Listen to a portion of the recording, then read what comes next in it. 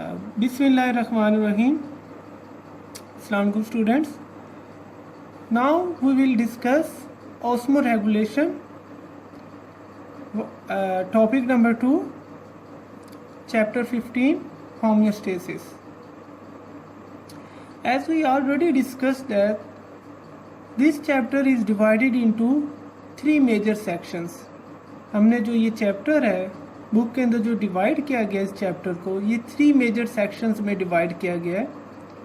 Osmo regulation, thermoregulation and excretion.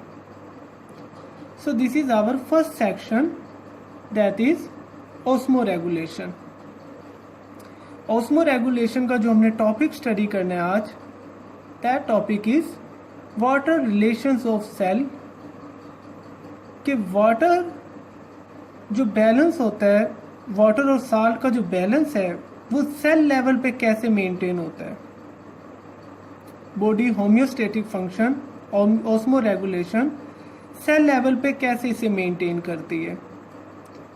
तो इस case के अंदर हमने सेल को 3 डिफरेंट इन्वायरमेंट्स, 3 डिफरेंट सॉल्यूशंस के अंदर प्लेस करना है.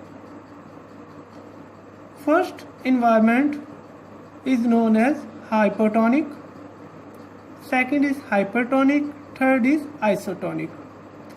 आपकी बुक में जस्ट हाइपरटोनिक आइसोटोनिक मेंशन किया हुआ है.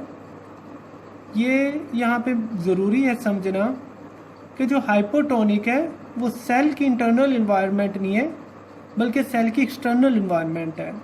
और इस केस के अंदर जो सेल्स को हमने एक्सटर्नल इन्वायरमेंट प्रोवाइड की है, that external environment is solutions. Hypertonic is that type of solution which contains more amount of solvent,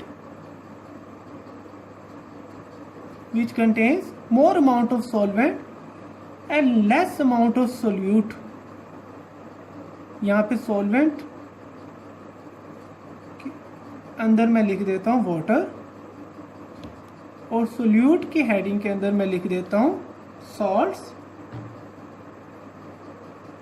and sugar. आप कुछ भी ले सकते हैं. Hypertonic is that type of solution which contains more amount of solvent and less amount of solute. But as compare to cell, वो वाला cell जो हमने इसके अंदर प्लेस किया है उसके निस्बत ये जो सराउंडिंग सॉल्यूशन है इसके अंदर मोर अमाउंट ऑफ वाटर होता है और लेस अमाउंट ऑफ सोल्यूट और साल्ट होता है as compare to cell that we have placed in the solution.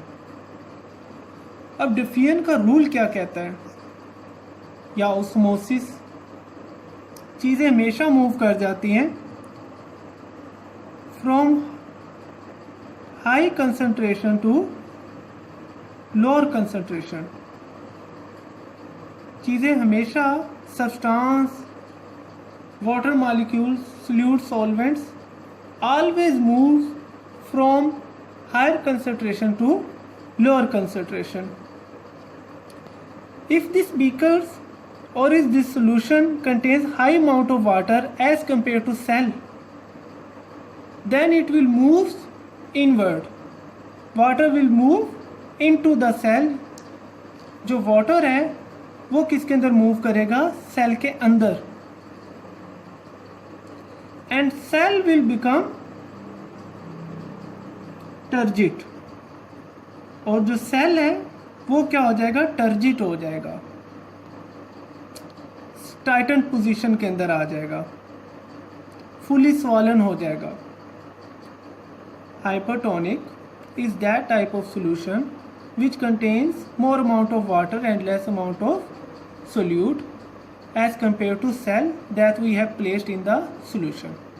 तो वाटर कहाँ से मूव करेगा, from higher concentration to lower concentration, and cell will become turgid. Second solution is hypertonic solution, a type of solution which contains more amount of solute. इसके अंदर उल्ट हो गया, and less amount of solvent. अब यहाँ इस solution, इस environment के अंदर हम जो सेल प्लेस्ड करेंगे, दैट सेल बिकम श्रंकन. ये सेल जो है ये क्या कर जाएगा, श्रिंक कर जाएगा, because it contains more amount of water and less amount of salt as compared to solution. तो वाटर विल मूव आउटसाइड. पानी जो है इस सेल से निकल के काम चला जाएगा सॉल्यूशन के अंदर, and it become shrink. Third solution is isotonic solution, a type of solution which contains equal amount of water and salt as compared to cell. Cell के इंटरनल इन्वायरमेंट और सेल की जो एक्सटर्नल इन्वायरमेंट है, both contains equal amount of solute and solvent. दोनों के अंदर solute और solvent की जो मकदार है वो क्या है, सेम है. सो वी कैन से जितना वाटर सेल के अंदर मूव करेगा, इन रिटर्न उतना ही उससे बाहर मूव कर जाएगा. और in other word you can say no changes takes place. कोई चेंज नहीं होगा. जो सेल का नॉर्मल साइज़ है, सेल की जो नॉर्मल मॉर्फोलॉजी है, इंडिविजुअलिटी है, वो क्या रहेगी, मेंटेन रहेगी. सेल का जो नॉर्मल स्ट्रक्चर है, नॉर्मल साइज एंड शेप है, वो इसके अंदर क्या रहेगा, मेंटेन रहेगा. And cell will remain in normal form, normal position. So this is isotonic solution, this one is hypertonic solution, this is hypotonic solution.